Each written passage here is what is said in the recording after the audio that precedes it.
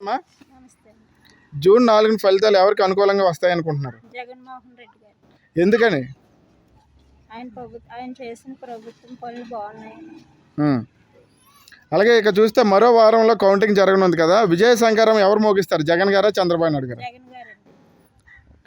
Jagan CM అవుతాడని YCP వాళ్ళు, Chandrababu CM అవుతాడని టీడీపీ వాళ్ళు అంటున్నారు. మీరేమంటారు? నేను జగన్ గారు వస్తారండి. అలాగే జగన్ పాలన మంచి జరిగిందా, చంద్రబాబు పాలన మంచి జరిగిందా?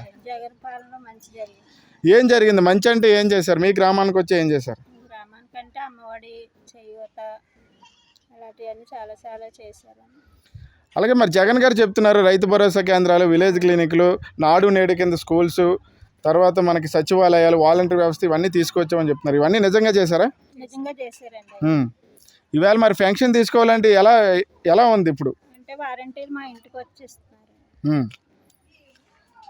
ఓకే, ఇక చూస్తే మరి గ్రామీణ ప్రాంతాల్లో పోలింగ్ ఎక్కువ జరిగింది కదా, ఏ పార్టీకి అనుకూలంగా ఉందనుకుంటున్నారు? జగన్మోహన్ రెడ్డి గారికి.